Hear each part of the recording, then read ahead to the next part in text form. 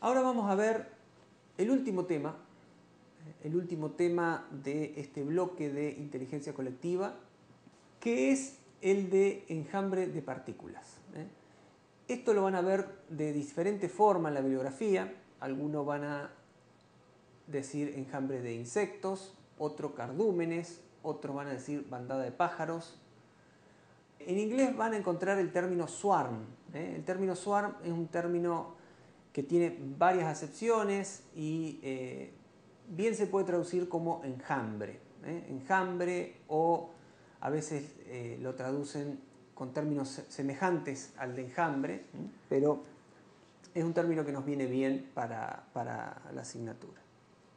La inspiración biológica en este caso viene de las bandadas de pájaros. Esa es una de las principales inspiraciones biológicas. También en algunos casos se habla de insectos, y como el caso de las langostas, o también de cardúmenes de peces. Van a poder ver ustedes algunos movimientos típicos, que es como los pájaros siguen a un líder, pero también, además de seguir a un líder y además de perseguir una orientación global, tienen algún objetivo local, alguna referencia interna. Entonces ahí empiezan a jugar dos de las componentes fundamentales de estos algoritmos. Una es la experiencia propia o cognitiva, van a encontrar en la bibliografía, y otra es la experiencia de su entorno, de los demás individuos de la bandada, o van a encontrar como la información social o la experiencia social como la otra componente. Entre estas dos componentes, el pájaro o la partícula, el individuo, el que sea, tiene que a cada momento decidir hacia dónde reorientar su velocidad.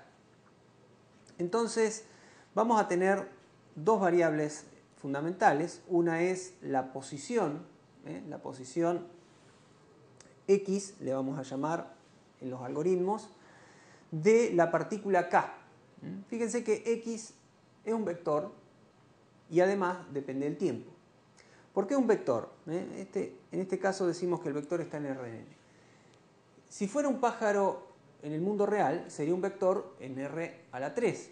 Tenemos las coordenadas de ese pájaro, X, Y, Z, o podemos tener la posición en GPS y la altura, etcétera, etcétera.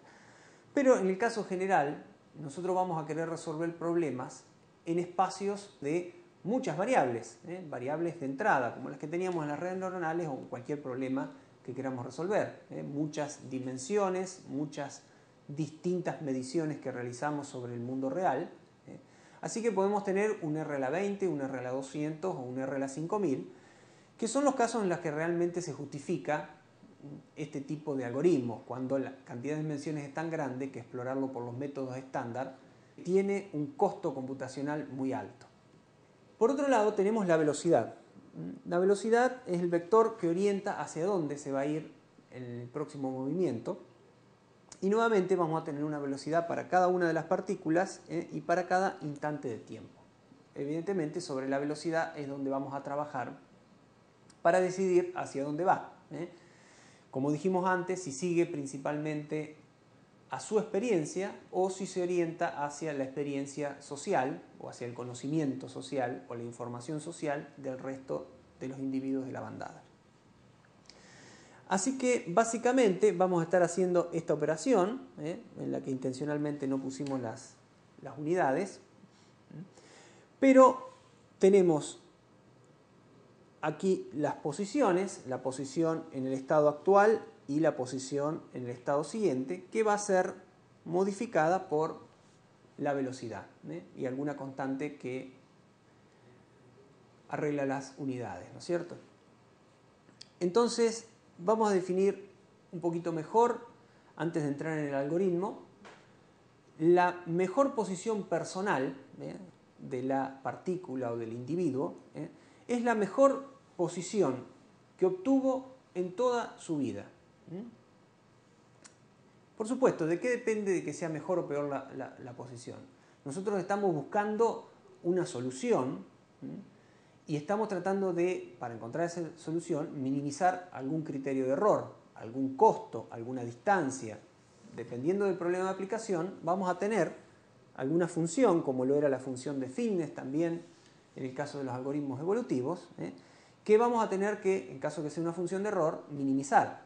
Así que la mejor posición que haya encontrado una partícula o un pájaro en toda su vida es aquella en la que obtuvo el menor error para resolver el problema que queremos resolver.